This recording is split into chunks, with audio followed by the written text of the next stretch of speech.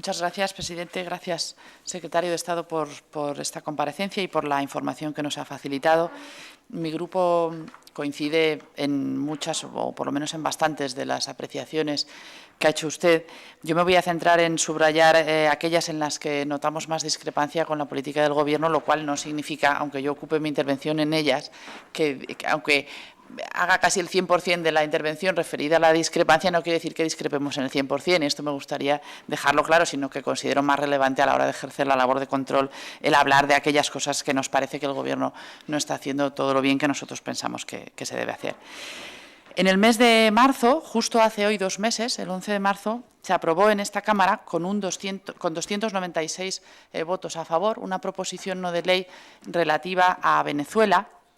No voy a leer todos los puntos que se aprobaron, pero solo uno que creo que es el más relevante, en el que decía que se pedía al Gobierno, es decir, se instaba al Gobierno español a pedir al Gobierno de la República Bolivariana de Venezuela el respeto a los principios universales de la democracia, del Estado de Derecho y de los derechos humanos, que comprometen a todos los regímenes democráticos, velando por su mantenimiento en Venezuela. Este es digamos, el meollo de la cuestión, ¿no? Esto era en marzo, digo, hace justo 2 meses. En ese momento, en marzo, la organización Human Rights Watch estaba en Venezuela recabando testimonios de vulneraciones de los derechos humanos, que ha hecho con todos esos testimonios y con su labor de campo un informe que se ha hecho público estos días y que se titula significativamente Castigados por protestar. Es un informe que está muy bien documentado y que yo creo que resulta inapelable respecto a las vulneraciones de los derechos humanos que se han producido allí, hasta el punto de que quiero citar las palabras de José Miguel Vivanco, que es el director de esta organización de Human Rights Watch para las Américas, que decía que la magnitud de las violaciones de derechos humanos y la participación de miembros de fuerzas de seguridad y funcionarios judiciales en estos delitos demuestra que no se trata de incidentes aislados ni de excesos de algunos agentes insubordinados. Esto también es literal. Yo creo que con este informe, primero, nos congratulamos de ver que cuando el Congreso de los Diputados aprueba esta proposición no de ley, sospechábamos que estaba ocurriendo lo que Human Rights Watch luego ha constatado sobre el terreno, y en ese sentido me congratulo de que el Congreso de los Diputados de España se anticipara de alguna manera a mostrar esa preocupación con aquella iniciativa. Pero también creo que dos meses después hace mucho más urgente el que demos cumplimiento, el que dé cumplimiento el Gobierno a aquellas peticiones que hacían casi 300 diputados en aquella votación. Mi pregunta evidente es: ¿qué es lo que ha hecho el Gobierno en estos 2 meses para cumplir ese mandato? ¿Y qué va a hacer respecto a las recomendaciones que hay en ese informe de Human Rights Watch específicas dirigidas a la comunidad internacional? Es decir, el informe, que es muy sólido, como decía, hace recomendaciones al presidente Maduro, al Tribunal Supremo de Venezuela, a los manifestantes y específicamente a la comunidad internacional. Y entre esas recomendaciones que hace, dice que los gobiernos extranjeros deberían interactuar con el Gobierno de Venezuela para asegurar que las violaciones de derechos humanos cesen inmediatamente y sus responsables sean puestos a disposición de la justicia. También creemos que el Gobierno español debería atender estas recomendaciones. Le pregunto, por tanto, qué va a hacer el Gobierno en este sentido y lamento hacerlo, pero le tenemos que reprochar al Gobierno español una falta de liderazgo en este asunto. Es decir, creemos, por supuesto, nosotros celebramos en su día que se aprobara esa iniciativa del Congreso a iniciativa de mi grupo, pero creemos que el Gobierno debería estar desempeñando un liderazgo evidente en la escena internacional respecto a lo que está ocurriendo en Venezuela. No se trata solamente, ya entendemos que hay otros escenarios en los que quizá nos corresponde más tener estar en un segundo plano, como pueda ser pues el caso de Ucrania, por citar un país que también está en un momento muy crítico, pero creemos que en el caso de Venezuela, que se trata de un país hermano, de un país con el que hay unos lazos tan estrechos, estamos obligados por la historia y por las relaciones actuales a tener un papel de liderazgo que el Gobierno no está teniendo. El Gobierno no ha ido más allá de lo estrictamente básico Claro, ha hablado en alguna ocasión el ministro de apoyar lo que decía Catherine Ashton o lo que se hablaba en la CELAC. Pensamos que eso es lo mínimo, no lo máximo que debe hacer el Gobierno español. Y la falta de interés en promover esta cuestión en todos los foros internacionales por parte del Gobierno para nosotros es muy llamativa y nos gustaría que no fuera así. También queríamos saber si el Gobierno está participando, si ha ofrecido o si se está llevando a cabo o se ha llevado a cabo algún tipo de intermediación que pudiera facilitar el acuerdo entre los diversos actores. Ya comprendemos que en el caso de que esto esté ocurriendo no todo se puede contar, pero en fin sí que creo que los diputados españoles merecemos saber algo. Bien que no se pueda saber todo si se está negociando, pero sí creo que podemos saber algo porque también nosotros desde aquí parlamentariamente podemos ejercer, y ya que el Gobierno en eso hace dejación, ese poder blando que en suma es lo que le estamos pidiendo al Gobierno que ejerza en relación a Venezuela. Y también, y con esto ya termino, son las dos apreciaciones y los dos puntos críticos en los que yo creo que hay que poner el foco en este momento en ese continente. Lo mismo en relación a Cuba. Allí, por supuesto, no está habiendo manifestaciones ni disturbios ni todos los problemas que está habiendo en Venezuela en este momento, pero sí que a la luz de ese acuerdo de cooperación que se estaba negociando con Cuba, sabemos que el Gobierno estaba dispuesto a modificar la posición común. Desde luego, mi grupo no es partidario de hacerlo, pero también le quiero preguntar en fin, qué se está avanzando en este sentido y en qué momento estamos y cuál es la posición del Gobierno en este momento. Muchas gracias. Pues la relación con Venezuela, que también, bueno, pues es lógico, está en las preguntas de todos los grupos parlamentarios.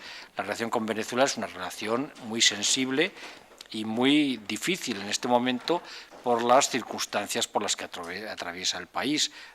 Por lo tanto, ¿qué es lo que tenemos que hacer como Gobierno español? Pues ser capaces de promover la colaboración, de promover la mejora de la situación interna en Venezuela, de promover el diálogo, de promover un cambio en las circunstancias tanto económicas como sociales como democráticas en Venezuela que sean mejores para los venezolanos.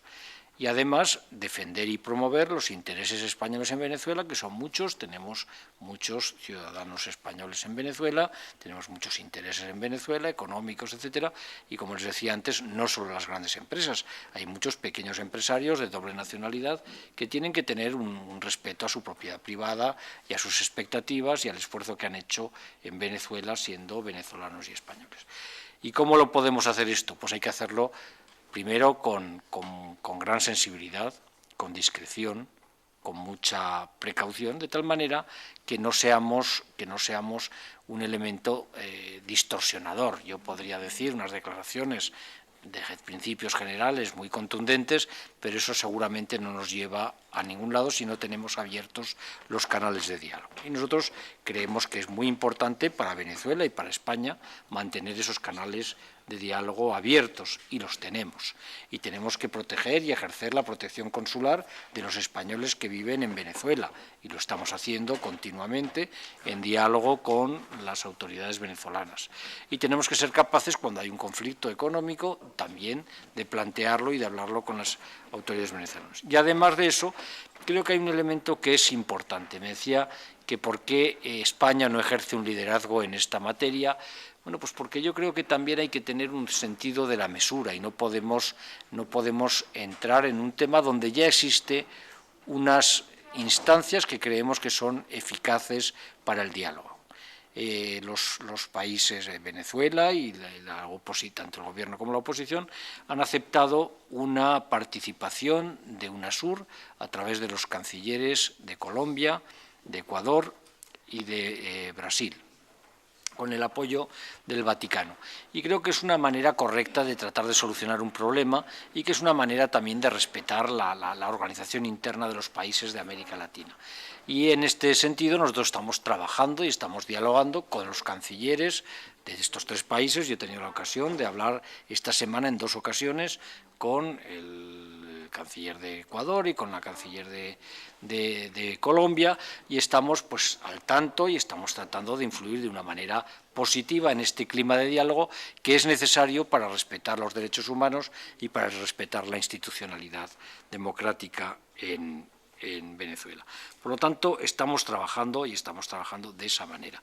Posiblemente no sea lo más espectacular, pero yo creo que es lo más eficaz de lo que podemos hacer sin renunciar a ninguno de los principios que defiende el Gobierno español y que defiende la Unión Europea. Los derechos humanos y la posición común de la Unión Europea respecto a Cuba, y respondo a todos en una sola ocasión, ¿no? En una sola vez. La propuesta que hay del mandato de negociación de la Unión Europea para negociar o para ver las posibilidades de negociación de un acuerdo con Cuba es una decisión unánime de todos los Estados miembros de la Unión Europea, que se hace sin derogar la posición común y incluyendo en las cláusulas de cualquier diálogo y de cualquier acuerdo que se pueda establecer con el gobierno cubano, todas las cláusulas democráticas y de derechos humanos que forman parte del acervo de la Unión Europea. Por lo tanto, no es que se trate de una sustitución de la posición común por un acuerdo, sino que es un mandato que se les da le da al Servicio Europeo de Acción Exterior y a la Comisión para que exploren estas posibilidades con el gobierno cubano.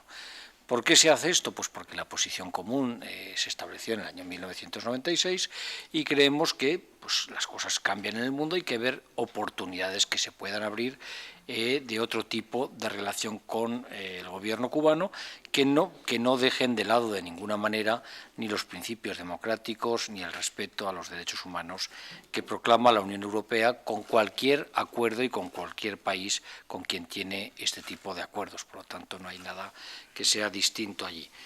Yo creo que hay que tener abiertas las puertas al entendimiento. Ojalá tenga un buen resultado este acuerdo y que seamos capaces, Cuba y la Unión Europea, de conciliar en un texto y en la práctica diaria todo eso que implica un acuerdo de estas características entre la Unión Europea y otro Estado tercero.